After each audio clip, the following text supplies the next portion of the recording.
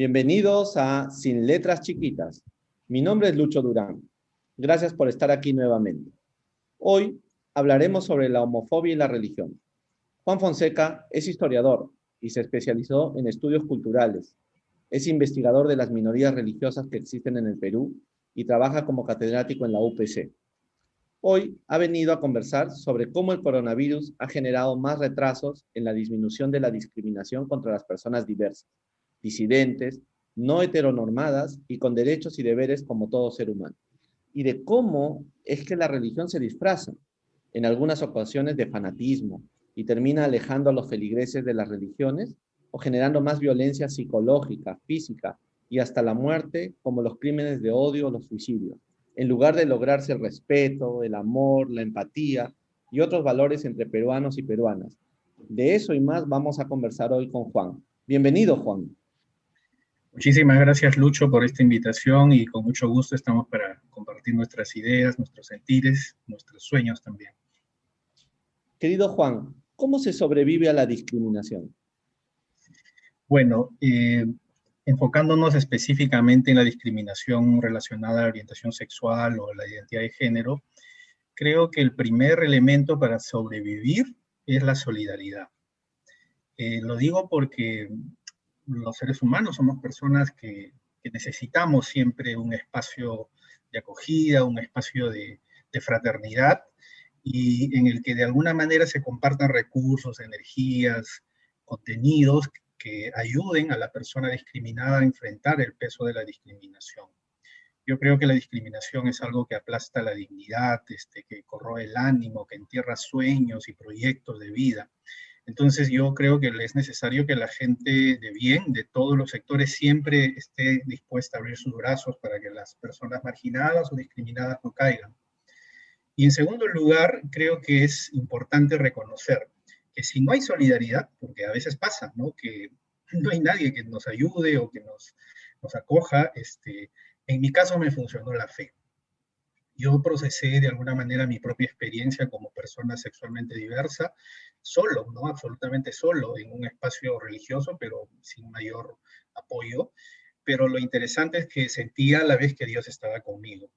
Y ahí lo interesante de la iglesia cristiana es que aunque ella misma es muchas veces discriminadora, por ejemplo en temas de sexualidad, su propia espiritualidad o doctrina ofrece recursos necesarios para enfrentar la discriminación, porque creo que la idea del amor de Dios es muy potente. Entonces, si la solidaridad no es suficiente, hay que fortalecernos a través de la fe. ¿Y qué nos dice la Biblia sobre la homosexualidad, Juan? Bueno, el concepto en sí mismo, el concepto de homosexualidad no existe en la Biblia, no está mencionado, al menos en la comprensión moderna. Pero diría que sí hay menciones a las relaciones, prefiero llamarle relaciones homoafectivas, ¿no? O menciones a personas cuya orientación sexual se inclina por ese tipo de relaciones. Así es que yo dividiría las menciones en tres tipos. Una son las menciones explícitas, por ejemplo, las que están en Levítico 18 y 20, o en Romanos capítulo 1, en Primera de Timoteo 6, en donde sí hay como muy explícitamente condenas a las prácticas homoafectivas. Pero ojo, dentro de un contexto cultural distinto al nuestro. Además, en la actualidad hay varios eruditos de la Biblia que cuestionan las interpretaciones tradicionales de estos capítulos o versículos. El segundo tipo son las menciones implícitas, es decir, que no está tan claro, pero uno puede encontrar en la narrativa elementos de digamos, relaciones homoafectivas. Entre ellas, por ejemplo, menciono las relaciones entre David y Jonatán, o Jonathan, Ruth y Noemí, o la mención al centurión y a su criado que Jesús sana y que está en Mateo capítulo 8, en donde hay relaciones afectivas como que implícitas, y curiosamente en un sentido positivo, ¿no? En tercer lugar estarían las equívocas. ¿A qué me refiero con esto?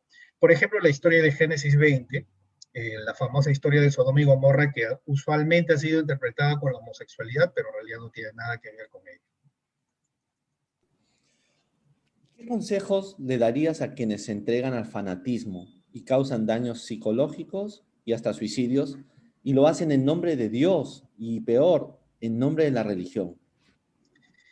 Si nos enfocamos en la experiencia cristiana, yo diría que en principio los cristianos y cristianas tenemos que reconocer a Jesús. Y diría yo conocer, es decir, volver a conocer a Jesús. A los cristianos y cristianas de ahora a veces hay que recordarles que el fundador de la fe cristiana no vino a predicar el odio, sino a predicar el amor.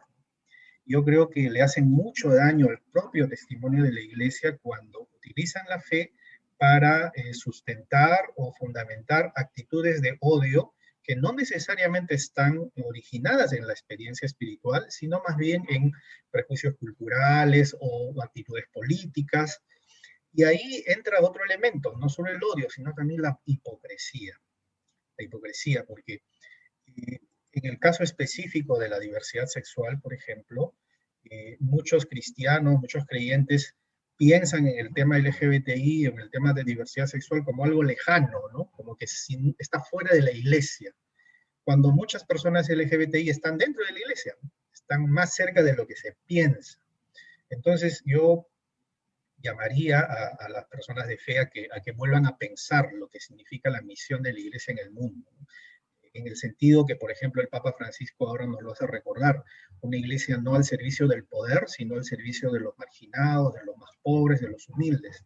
Yo creo que esta categoría de pobre, que por ejemplo en la tradición católica y también en la evangélica se ha desarrollado en espacios teológicos como la teología y la liberación, esta categoría de pobre involucra a todos los marginados, y de alguna manera las personas marginadas por su orientación sexual creo que también son los nuevos pobres en la actualidad.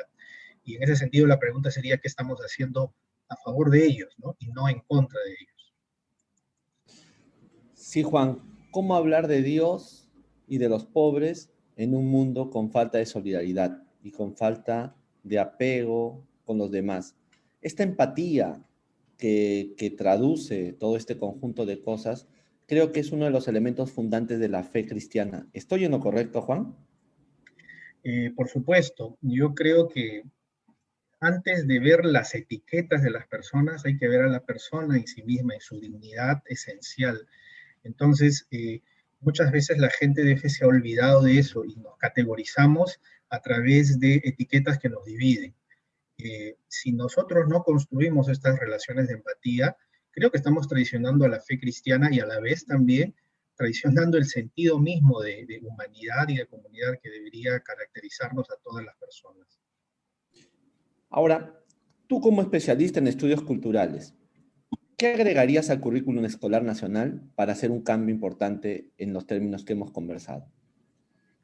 Bueno, en principio creo que el currículo tal como está tiene algunos aspectos positivos y que se pueden potenciar. Por ejemplo, el currículo nacional vigente tiene algo que le llaman los enfoques transversales, que son, por ejemplo, el enfoque de derechos, el enfoque de interculturalidad, incluyendo el enfoque de igualdad de género. Entonces, esos enfoques y también competencias relacionadas con la ciudadanía. Entonces, esos enfoques y competencias deberían potenciar la práctica docente. Y en ese sentido, lo que creo que falta en el sistema educativo en general, por ejemplo, son materiales educativos más precisos y más claros en relación con la sexualidad, en relación con la diversidad. Yo creo que ha habido mucho miedo en relación al tema, ¿no? Sectores muy conservadores le han metido miedo al Estado, a funcionarios públicos, inclusive al sector docente, para no tratar de ese tema. Y eso me parece terrible.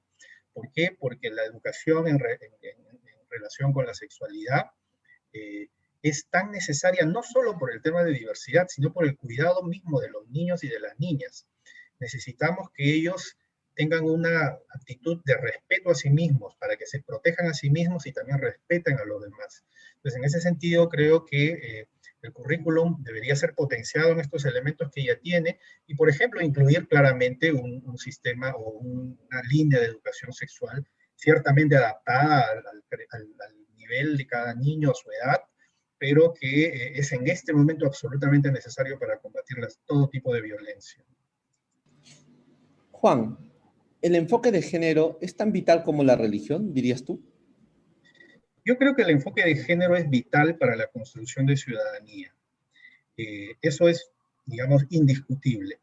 Ahora, el enfoque religioso, al menos tal como ahora está presente en el sistema educativo, yo creo que debería ser en principio reformulado.